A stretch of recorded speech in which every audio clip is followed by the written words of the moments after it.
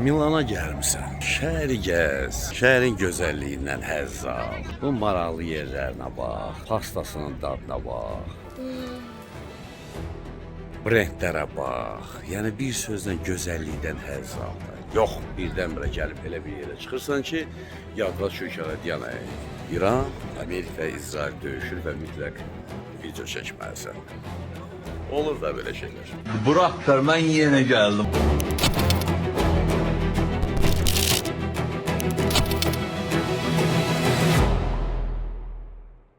Azərbaycan şəxsiyyətə salam, hər vaxtınız xeyirli olsun. Hətta Milanda belə olmağıma baxmayaraq xəbərlərə baxırdım və bir sıra məqamlar belə beynimdə yarandı. Söhbət nədən gedir? Artıq 3-cü həftədir. Keçirik 4-cü həftə doğru yaxınlaşırıq və tez-tez deyirlər ki, bu müharibə niyə görə qurtarmır, çox oldu. Birincisi o nəzərə alaq ki, əgər söhbət müharibədən gedirsə, 3-4 həftə müharibə üçün heç nədir. Və bu müharibə hələ uzun müddət davam edə bilər. Ən qısa müddətli müharibələrdən biri bizim idi, 44 günlük müharibə. Onda da nəzərə alsaq ki, əhali və ərazi nöqteyi nəzərindən elə də böyük bir yerdə getmirdi. 44 gün normal bir vaxt idi. Bu yeni müharibə idi. Söhbət 44 günlük müharibədə gedir. İran-İsrail-Amerika müharibəsi isə tamamilə başqa bir konsepsiyanın üzərində qurulub. Yaddan çıxarmayaq ki, nəhayət ki, İran Amerikanın bir F-35-ni vurdu və bunu çox böyük bir qələbə kimi qələmə verirlər. Əslində qalsa düzdür, qələbə kimi bir təyyarənin vurulması, qələmə vermək olar. Necə vurulub?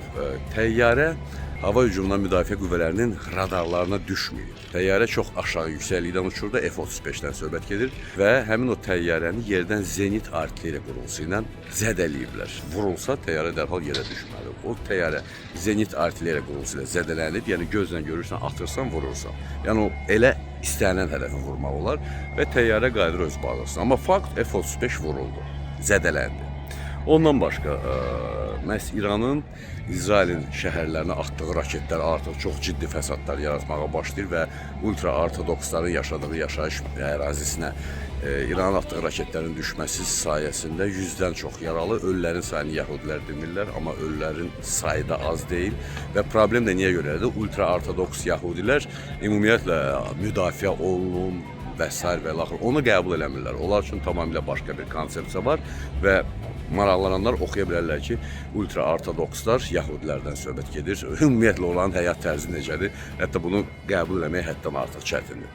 Məhz ona görə də, yəni onlar özlərini müdafiə etmədiklərinə görə İranın raketlərinin həmin o əraziyə düşməsi çox ciddi dağıntılara səbəb oldu və təbii ki, ölənlər və yaralılar da var. İkinci bir tərəfdən əgər fikir verirsə, artıq İranın raketləri İsrailin hava hücumundan müdafiə qüvvəsini keçməyə başlayıb. Çünki həmin o zərbədən sonra 2 raket zərbəsi də Tel-Əvivə endirilib və həmin o raketlər də şəhərə düşüb, tam düşüb. Və onlar subboyepripas deyirlər də, kasetli döyüş sursatı deyil, konkret döyüş başlığı olan raketlərdir.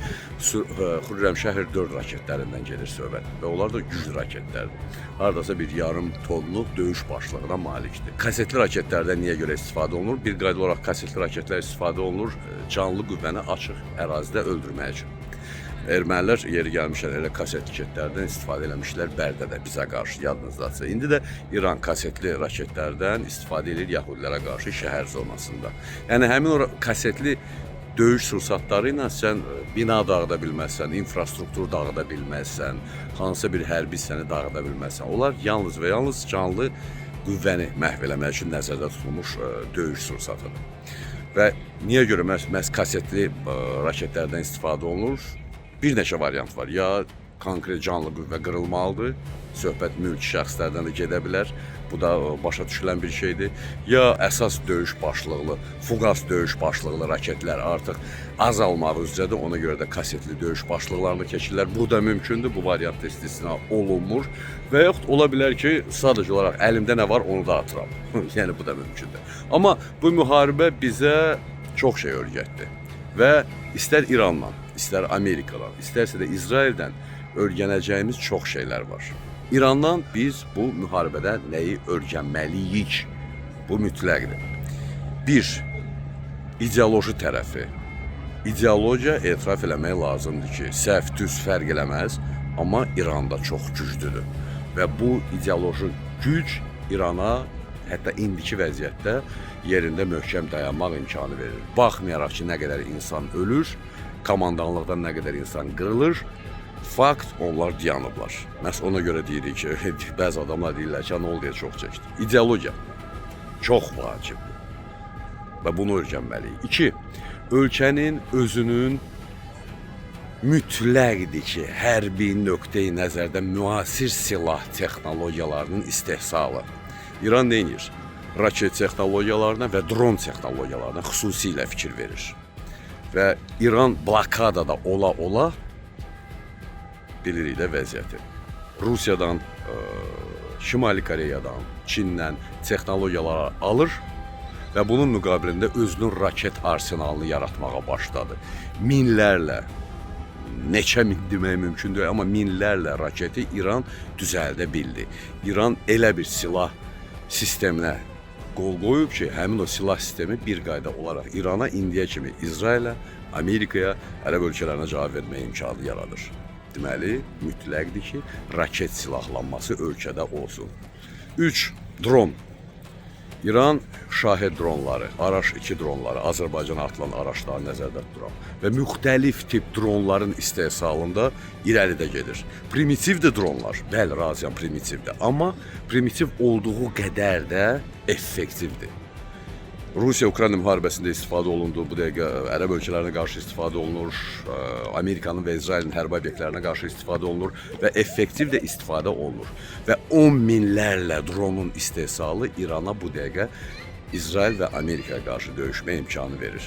Yəni İrandan ideologiya, raket texnologiyaları, dron texnologiyaları göstərdi ki, bunların varlığının müqabilində sən özünü güclü saya bilərsən. Kimdənsə raket alınır, kimdənsə dron alınır, özü düzəldir. Və əgər Fars özü raket və dron düzəldə bilirsə, bizə nə gəlib? Bizdə də axı elm var, Müdafiə Sənayesi Nazirliyi var, ağıllı uşaqlarımız var. Raket texnologiyası, təyyarə texnologiyası qədər mürəkkəb deyil ki, onu düzəldə bilməyək. Xammal var. Deməli, biz də bu istiqamətdə onlardan bunu öyrənə bilərik. Bu. Amerika. Amerikadan nəyə öyrənmək mümkündür? 1. Siyasət. 2. Konkret olaraq dediyinin üstündə dayanmaq və sona qədər getmək ki, bunu biz bacarırıq, bu problem deyil. Bunu 44 günlük müharibədə biz göstərdik ki, biz bunu eləyə bilirik və hər dəfə aparılacaq və aparılan müharibələrdə yeni konsepsiyaların hazırlanması və onun həyata keçirilməsi. İrana qarşı bu dəqiqə aparılan müharibədə Amerika tamamilə başqa bir konsepsiyadan istifadə edir. Amerika konkret olaraq qabağına bir tapşırıq qoyub. Ölkə olaraq, İran olaraq qalacaq, amma hakimiyyətsiz bir ölkəyə çevrilməlidir. Və bunu da bu dəqiqə görməmək mümkün deyil. Bu dəqiqə bu istiqamətdə də işlər gedir. Deməli, biz eyni zamanda o tərəfdən radio-elektron mübarizənin də nə dərəcədə vacib olduğunu öyrənməliyik və bunu mütləq həyata keçirməliyik. Yenə deyirəm, biz bəli sakit yaşamaq istəyirik, rahat və s. və ilaxır. Amma biz bilmirik ki, sabahlarım. Bunu etiraf eləyək də, düşmənlərimiz az deyil. Və bir deyil, iki deyil. Və ona görə də bu düşmənlərə qarşı, əgər biz mübarizə aparmaq istəyiriksə, bax, bu döyüşən 3 dövlətin hər halda mən bunları görmüşəm. Kimsə başqa bir məqamları görə bilər, onu da yaza bilərsiniz, problem deyil. Amma bunlardan bunu öyrənib, bunu həyata keçirməliyik. İdeologiya mütləqdir. Raket texnologiyası, radioelektron mübarizə sistemləri, dron texnologiyası, müharibənin yeni növlərinin fikirləşib hazırlanması və onların müharibə başlasa o variantından istifadə etmək. Qayıtsaq İran Amerika-İsrail müharibəsinə. Gerald Ford təmir olandan sonra yenidən qayıdır öz yerinə. Hələ ki düzü tam təmir olunmayıb, amma təmir olandan sonra qayıdır. Avropa ölkələrindən bir kimsə hələ ki bu müharibəyə qoşulmur və ona görə də bu müharibədən sonra NATO ilə bağlı Donald Trump'ın çox ciddi söhbətləri olacaq, o da var. Ərəb ölkələri istisna etmək olmaz ki, bu əməliyyata qoşulsun. Düzdür, hələ də risk eləmirlər. Çünki bu dəqiqə İranın endirdiyi zərbələrinin faiz nisbəti ilə baxanda ümumilikdə İran Ərəb ölkələrinə 85%-ə qədər zərbə endirib. 75% zərbələr Ərəb ölkələrinin ərazisinə endirilib, 25%lik zərbə isə İsrailin ərazisinə endirilib. təsəvvür edin ki, ərəb ölkələri nə qədər zərbə altında qalırlar. Və məhz bu nöqteyi nəzərdən ərəb ölkələrinin də əməliyyatlara qoşulacağı düzdür, istisna edilmir. Amma ikinci bir tərəfdən ərəblərin bu əməliyyata qoşulması faktiki artıq məzdim 3-cü dünya müharibəsi, onsuz da gedir 3-cü dünya müharibəsi, amma eskalasiyanın çox dərinləşməsinə gətirib çıxara bilər. Və İranın da bu dəqiqə əsas məqsədi mümkün qədər iqtisadi nöqteyi nəzərdən Amerikaya zərbə endirməkdir. Neft və qaz infrastrukturuna durmadan zərbələr indirilir. Neftin qiyməti qalxır, dünya ayağa qalxır, Amerikanın üstünə gəlir. Yəni çox sadə dillə deyirəm də bunların hamısını. Və bütün bunların müqabilində aydın məsələdir ki, artıq Trump geri çəkilməli olur və Trump geri çəkiləndə İran özünü qalib elan eləyir. Yəni İran yalnız bu variantda özünü qalib elan eləyə bilər ki, vəssalam, Yahudilər, Siyonistlər və Amerikalılar geri çəkildi və biz qalibik. Amma əslə qalsa müharibədə qalib gəlmə anlayışları biraz fərqlidir. Çünki Amerikanın da və İranın da bir-birinə qarşı tələbləri var. Hər bir ölkə bir-birinə qarşı 6 tələb qoyub və bu tələblərin heç birini heç kəs qəbul etmir. O da var.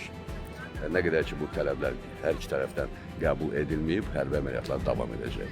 Havanı bir balaca dəyişdiyimə görə belə bir balaca fikirlər girdi beynimə. Olduğum bu dağa, həmin bu yer özü də hərbi təyinatlı yerdir. Tarixən də Castello Sforzesco qəşəng bir adı var idi.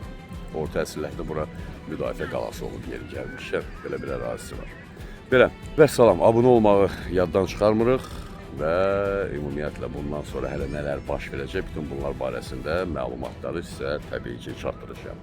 Jarvis'də xahiş edirik ki, abunə olun, Jarvis talihdən söhbət gedir. Salamat qalın, əsası odur.